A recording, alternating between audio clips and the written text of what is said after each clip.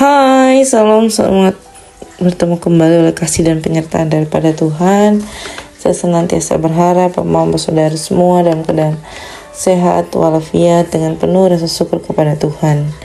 Pada hari ini kita akan membaca serta merenungkan firman Tuhan yang terambil dari kitab Injil Lukas pasalnya yang ke-23 ayatnya yang ke-33 sampai 38. Namun sebelum itu, mari kita satu hati di dalam doa. Kita berdoa. Bapa dalam surga, Bapa yang kami sembah lewat anak-Mu Yesus Kristus, terima kasih Tuhan untuk kasih setia dan penyertaan Tuhan di dalam kehidupan kami. Kami boleh bangun di pagi hari untuk sehat dan nyaman dan menikmati berbagai aktivitas kami Tuhan. Pada saat ini Tuhan, kami akan membaca serta merenungkan firman Tuhan. Kami mohon di dalam tangan dan pengasihan Tuhan. Tuhan memberkati, Tuhan menolong. Biarlah apapun yang kami baca, boleh kami lakukan dalam kehidupan kami hari lepas hari. Mengampuni salah dosa kami Tuhan. Dan anak-Mu Yesus Kristus kami telah datang dan berdoa. Amin. Bapak saudara yang dikasihi Tuhan, pembacaan kita terambil dari kitab Injil Lukas pasal 23 ayat 33 hingga 38. Di bawah perikop Yesus disalibkan. Ketika mereka sampai di tempat yang bernama Tengkorak, mereka menyalibkan Yesus di situ dan juga kedua orang penjahat itu, yang seorang di sebelah kanannya dan yang lain di sebelah kirinya. Yesus berkata, "Ya Bapa, ampunilah mereka, sebab mereka tidak tahu apa yang mereka perbuat."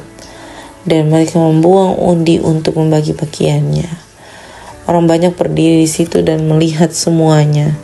Pemimpin-pemimpin mengejek dia, katanya, "Orang lain ia selamatkan, biarlah sekarang ia menyelamatkan dirinya sendiri. Jika ia adalah Mesias, orang yang dipilih Allah." Juga prajurit-prajurit mengolok-ngolokkan dia. Mereka mengunjukkan anggur asam kepadanya dan berkata, "Jika engkau adalah raja orang Yahudi, selamatkanlah dirimu." Ada juga tulisan di atas kepalanya, "Inilah raja orang Yahudi." Demikian jawaban firman Tuhan. Yang dikatakan berbahagia adalah setiap kita yang tidak hanya membaca, mendengar, tetapi bersungguh-sungguh melakukan dalam kehidupan kita hari lepas hari. Halo Bapak saudara yang dikasihi Tuhan, selamat bertemu kembali. Hari ini kita membahas tentang kitab Injil Lukas. Terlebih khusus kita membahas tentang perkataan pertama Yesus di atas kayu salib. Ini jangan boleh lupa ya Bapak Mama. Saya kasih ingat memang sebelum kita menilik baik-baik ini perenungan. Karena di minggu-minggu yang akan datang, di hari-hari yang akan datang, kita akan menghabiskan atau membahas, berefleksi secara tuntas dari perkataan pertama hingga perkataan ke-7 di kayu salib. Bapak Mama saudara yang dikasihi Tuhan, omong tentang perkataan pertama berarti perkataan pertama itu mau bilang, "Ya Bapa, ampunilah mereka sebab mereka tidak tahu apa yang mereka perbuat." Ini suatu bentuk pengakuan, suatu bentuk kerendahan diri di dalam doa yang dilontarkan Yesus Kristus kepada Tuhan. Bapak saudara yang dikasihi Tuhan, omong dengan ampunilah mereka sebab mereka tidak tahu apa yang mereka perbuat. Padahal kita bisa melihat dari cerita ini rentetan hal-hal yang terkait perkataan pertama ini. Kita sudah tahu betul bahwa kedua penjahat, kedua pengawal, dan seluruh prajurit-prajurit yang ada, seluruh kita yang ada, kita tahu betul bahwa ucapan pengakuan serta doa yang Tuhan layangkan di hadapan Tuhan itu sebuah permintaan langsung kepada Tuhan sebagai bentuk perendahan diri. Dia merendahkan diri dan mengakui bahwa kedua temannya ini, kedua penjahat kiri dan kanan ini, mereka tidak pernah tahu apa yang mereka perbuat. Padahal kita ketahui bersama bahwa manusia punya hikmat. Setiap orang itu diberikan hikmat yang cukup untuk menolong, untuk mengetahui, untuk belajar mendoakan orang yang tidak ketong sukai. Kenapa ini menjadi bagian terakhir dari semua rangkuman khotbah pada pagi hari ini? Karena saya mau bilang kalau mendoakan orang yang bikin ketong sakit hati itu sebenarnya sangat sulit. Sebenarnya itu sebagai sesuatu yang ketidakmungkinan, yang memungkinkan ketong lebih merasa direndahkan, karena ketong harus sibuk-sibuk berdoa kasih itu orang, ketong harus sibuk-sibuk menangis memberitakan kepada Tuhan. Tetapi yang saya mau bilang pada hari ini, sebenarnya apa yang Tuhan buat itu adalah contoh yang sangat-sangat luar biasa bagi ketong hidup, yakni meminta perlindungan dari Tuhan kepada seluruh saudara yang ada.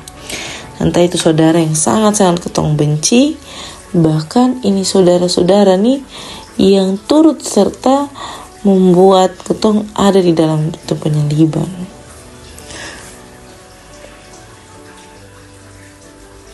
Jadi ketong harus berpikir dengan seksama, dengan baik dan benar, bahwa perkataan Yesus di kayu salib untuk pertama kalinya adalah mau menunjukkan kepada kita semua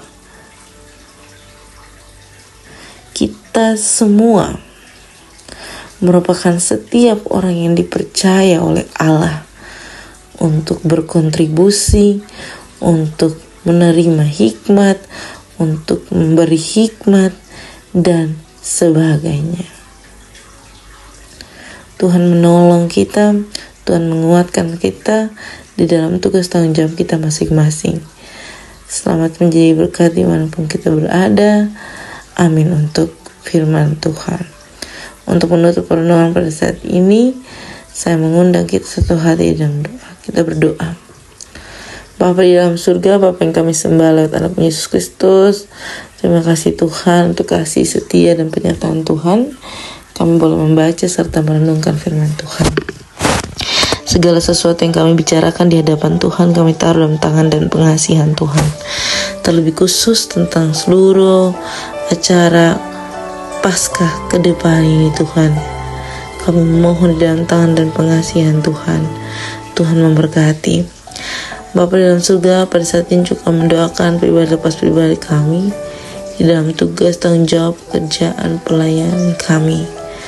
Tuhan tolong, Tuhan cukupkan kami, Tuhan tolong kuatkan kami supaya kami bisa